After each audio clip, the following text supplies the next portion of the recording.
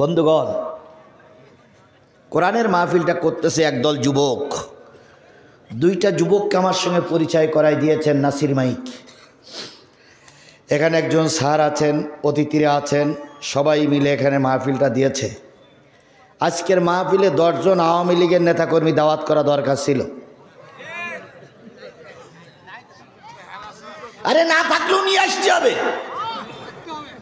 কিভাবে নিয়ে আসবেন? হেলিকপ্টারে করে নিয়ে আসবেন।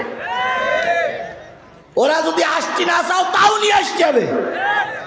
ওরা হয়তো বলবে, ভাই আমার কি মারার জন্য নিয়ে আসতে চাও? আমি বলি না, ওদের মারার জন্য নিয়ে আসবো না, ওদের কাছ থেকে কিন্তু দোয়ার জন্য নিয়ে আসবো। দেশের সম্পদ সব ওদের পকেটে।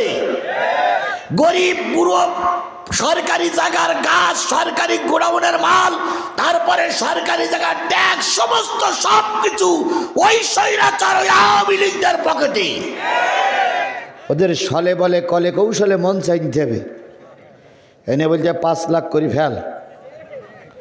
5 লাখ করে যদি না ফেলিস এই জনগণের বলবো ধর ধর আমলিগ ধর।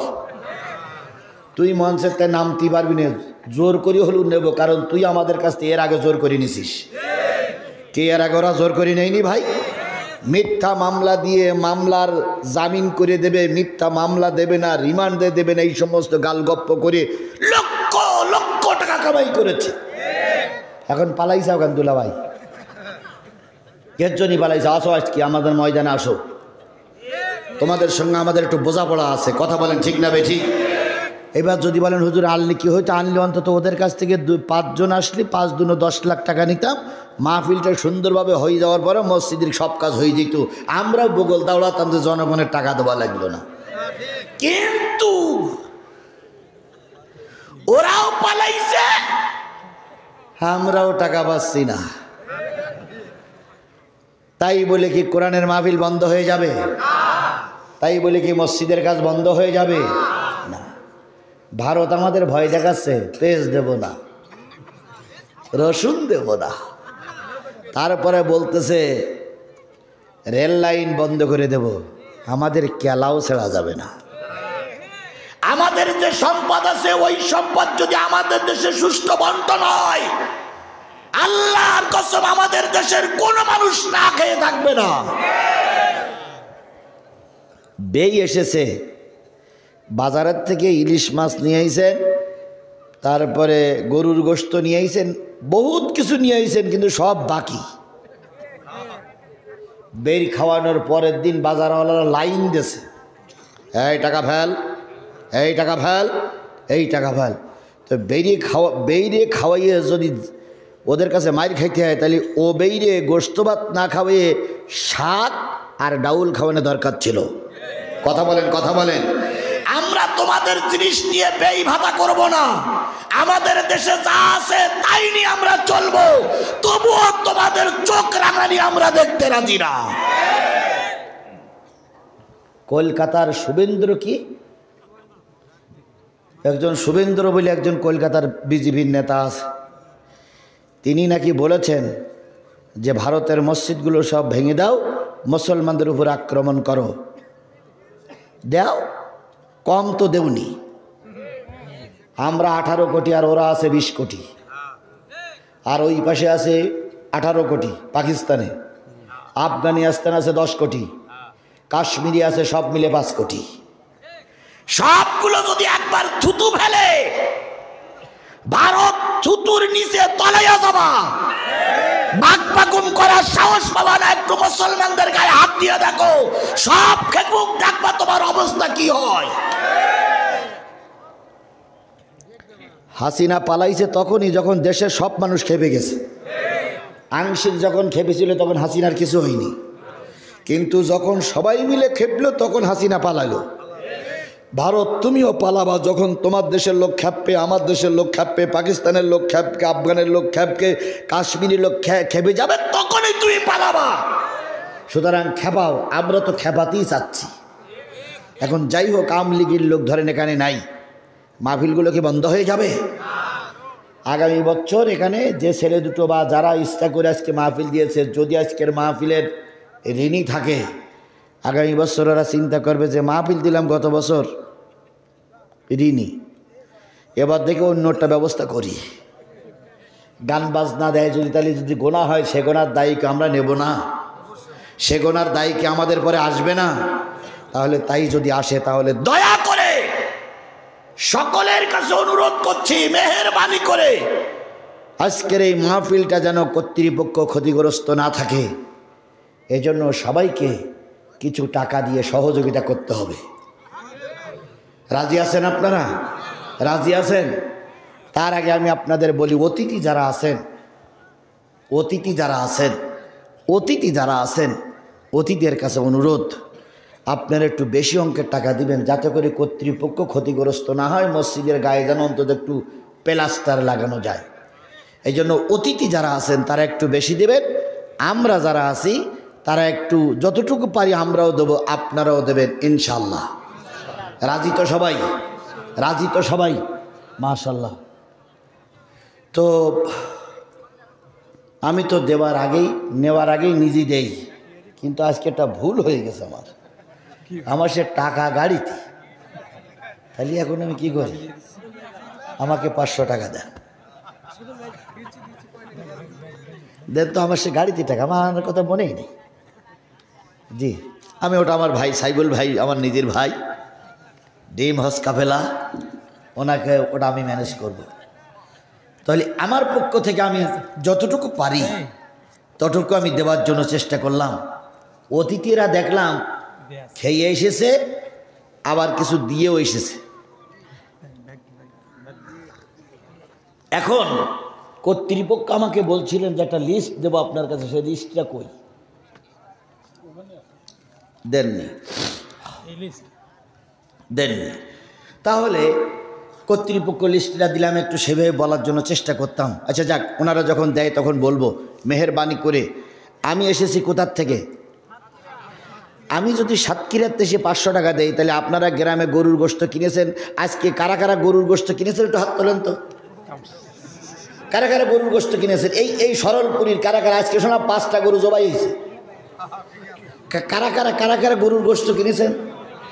এখন আর কেউ হাত তুলবে না, কারণ ওরা জানে যে 1 কেজি গোশত দাম 700 টাকা। হুজুর যদি 700 টাকা চায় তাহলে আমার ফকির হয়ে যায় কেউ আমার। হায় রে মানুষ রে, হায় রে মানুষ রে, খাইলে আর পায়খানা করলে আর এটা দিলে মসজিদে তোলা থাকবে। কথা বলেন ঠিক না বেটি?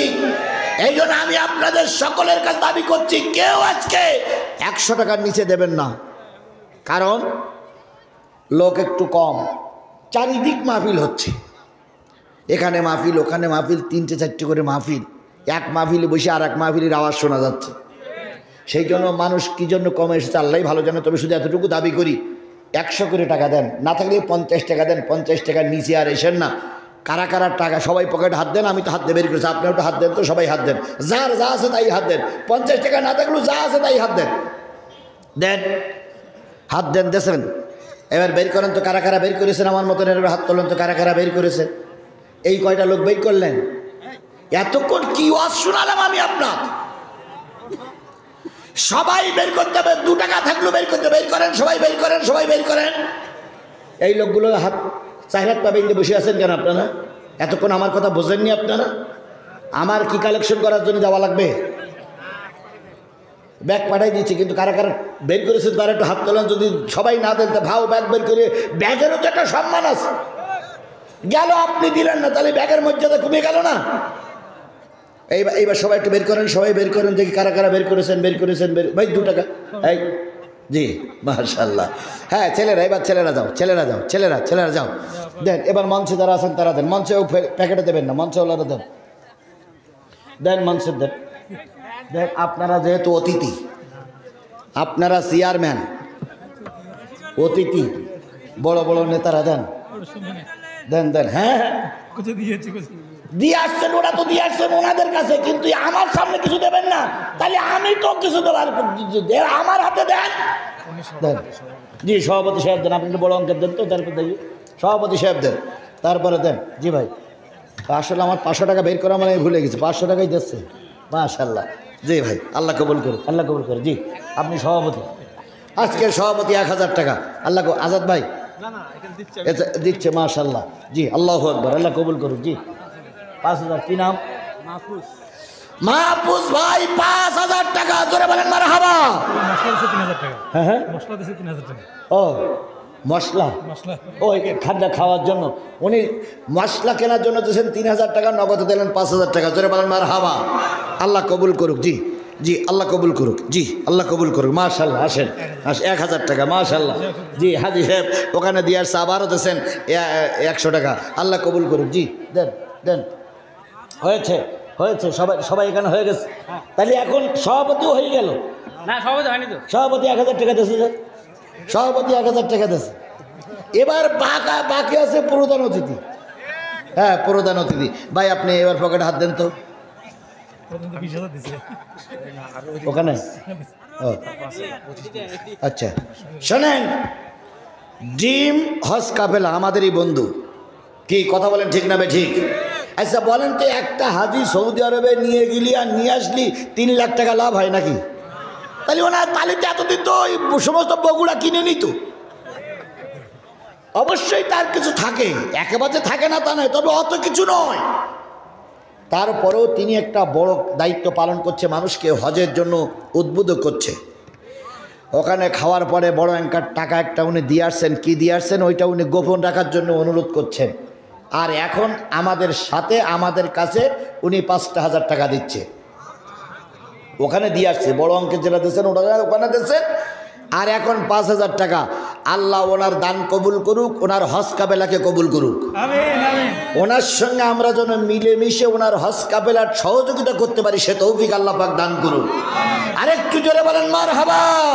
নারায়ে তাকবীর। 5,000 দেবেন না? এখন দেন একেবারে।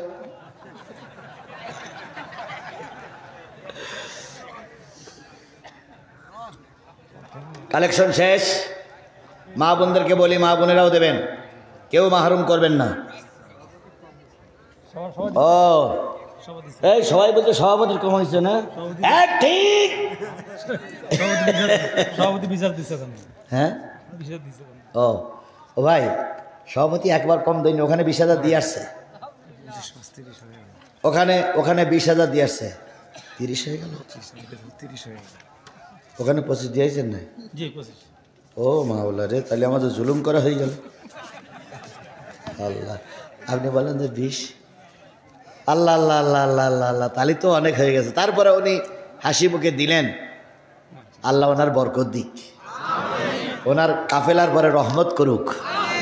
সাইফুল ইসলাম, আমার কিছু প্রিয় ভাই আছে বগুড়াতে, তার ভিতরে একটা হচ্ছে আজাদ ভাই, এই যে, আর একটা হচ্ছে নাসির। আমার সাইফুল ভাইয়ের সঙ্গে আমার অনেক আগের থেকে পরিচয়। সাইফুল ভাইও আজাদ ভাইয়ের থেকে কোনো অবস্থায় আমার কম প্রিয় ভাই নয়। আমি হয়তো ওনার কোটি টাকা দিয়ে সাহায্য করতে পারবো না, কিন্তু আমি মোসাবের দোয়া করি আল্লাহ পাক ওনার কাফেলাটা যেন কবুল করে, ওনার দ্বারা যেন লক্ষ লক্ষ মানুষের হজ পর্ব পালন করা তৌফিক দান করেন। আমি মনে করেছিলাম যে উনি একটা দিয়ে আসছেন আর 5,000 টাকা এখানে মনে হয় দেবেন বলেছেন, কিন্তু উনি বললেন না, ওখানেই দিয়ে এসেছি, বাড়ি হেঁটে দিয়ে আরও একটু চাপ হয়ে গেল। তারপর আমার গায়ে হাত দিয়ে বলতে, ভাই ঠিক আছে, তাহলে একটা জোরে একটা তাকবীর দেন। নারায়ে তাকবীর, লিল্লাহে তাকবীর। যতটুক খবর শুনেছি সকল দানের উপরে দানটা এনার। আল্লাহ ওনার মন আরো বড় করে দিক, আল্লাহ ওনার দেওয়ার তৌফিক দান করুক। উনি এক এলাকার মানুষ, এলাকার প্রধান অতিথি। আল্লাহ এই সম্মান সবাইকে দেয় না, এই ইজ্জত আল্লাহ সবাইকে দেয় না। আল্লাহ কাউকে ইজ্জিত করে, কাউকে বেইজ্জিত করে। যাই হোক, আর অধিকার যাব না। আল্লাহ সবাইকে কবুল করুক। তবে পিছন দিক থেকে একটা রিপোর্ট আসছে যে সভাপতির একটা কম হয়ে গেছে। এটা সভাপতির পরে দায়িত্ব দিলাম, উনি আমার ভাই। যদি মনে করে ওনার পক্ষে আজকে দান কম হয়ে গেছে, তাহলে একটুখানি বাড়াই দিলে আমরা একটু খুশি হব, আল্লাহ খুশি হবে। তাহলে আমরা শেষ মোনাজাত পর্যন্ত দোয়া করি, আল্লাহ যেন একটু হাত আর একটুখানি লম্বা করে দেয়। কি রাজি তো? আল্লাহ কবুল করুক। আর দরকার আর আমি সামনে যাচ্ছি না। আল্লাহ সবাই দান কবুল করুক, সবাইকে আল্লাহ রহমত করুক। কোন সূরা? আরো জোরে বলেন, কোন সূরা? সূরা আরাফের 206টি আয়াত। 206টি আয়াতের ভিতর থেকে আমাদের তেলাওয়াতকৃত আয়াত কয়টা? 175, 176, 177, আজকের আলোচনাটা খুবই গুরুত্বপূর্ণ। সেটা হলো বর্তমান যুগের কিছু আলেম ওলামা, কিছু পীর মাশায়েখ আছে, তারা আজকে এদেশে ইসলাম চায় না, এদেশটারে শান্তি চায় না। দেখতেছেন না ভারত এত বিষাদগার করতেছে, বিএনপি মাঠে আছে, জামাত ইসলাম মাঠে আছে, হেফাজত মাঠে আছে, চরমনাই মাঠে আছে, কিন্তু কিছু পীর মাশায়েখ, দালাল নামক কিছু পীর মাশায়েখ তারা আত্মগোপন করে বসে আছে। আজকে আমাদের সবার মাঠে নামার সময় এসেছে, কথা বলেন ঠিক না ঠিক? এখন ঘরে বসে থাকলে দেশের স্বাধীনতা সার্বভৌমত্ব রক্ষা করা কষ্ট হয়ে যাবে। এই জন্য এখন কে কোন দল করে ওটা জানার বিষয় নয়, আমাদের জানার বিষয় আমরা ভারতকে কিভাবে মোকাবেলা করব। এই কথাগুলো সামনে রেখে আমি আমার আলোচনার কোন সূরা থেকে নিয়ে আসলো ওই কথাগুলো আলোচনা করা যাবে। তাই সারাদিন ঘুটে ঘুটে আমি সূরা আরাফের এই কয়টা আয়াত নিয়ে আসছি। এবার আসুন আমরা তেলাওয়াতকৃত আয়াতের দিকে চলে যাই। আল্লাহ বলতেছেন, ওয়াতুলু আলাইহিম নাবাল্লাযী আতাইনাহু আয়াতিনা ফানসালাকা মিনহা ফাআতবাআহুশ শাইতান ফাকানা মিনাল গাবিন।